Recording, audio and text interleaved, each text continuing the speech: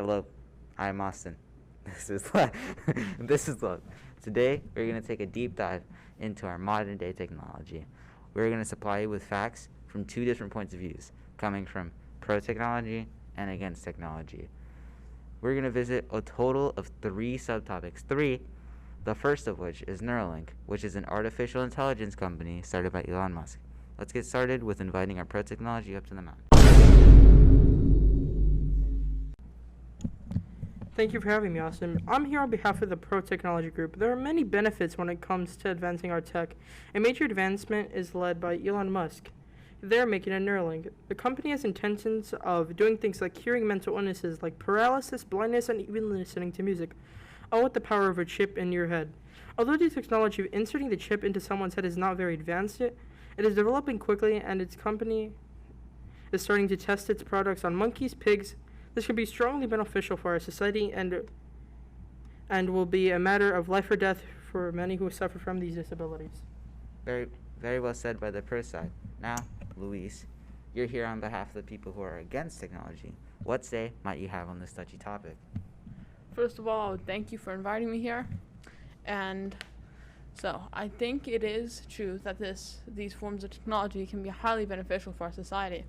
But it's important to be aware of both sides of the spectrum, that it can be both beneficial and harmful, and that this tech comes with many of it.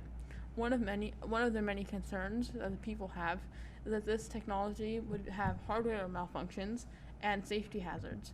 And although Elon Musk promises that safety hazards will not be a problem, hardware malfunctions are still a possibility, and you should get informed and be aware before you insert a chip and take such a drastic move into this direction.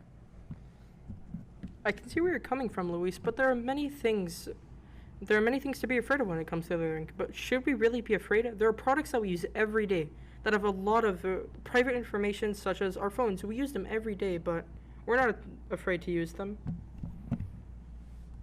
Very good points of views on both sides, but technology has a lot of topics. So I would like to move on to a different topic, such as humanoid. Essentially, this means that we are moving towards the direction where there are many dangerous jobs that include manual labor, that these robots will take over, thus saving many lives. People might argue that these jobs are essential for many people, and it's not fair to put people up in that situation. It is fair to predict that such an outcome because it has happened before in fabrications, but according to the safety and health researchers, identified 1,102 construction worker fatalities in 2019, a whopping 41.1% increase from the initial year, the study period. So it is also fair to predict that much more lives will be saved while replacing those workers than harmed. I see where you're coming from, because there are a lot of people dying from these construction jobs. But I think it is important to acknowledge that in a society like ours, where it is extremely difficult to get a job, and even more difficult to get a well-paying one, and one that could help your family live and move on, I think many people would disagree with you that these jobs are worth taking the risk for, because they would rather risk their lives than putting their kids or their families not being able to provide for them.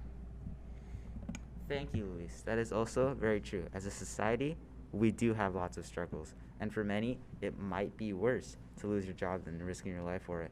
Now, I think we should move on to the next topic, which is delivery robots. Now, what are your thoughts and opinions on this topic, Luis and Benicio?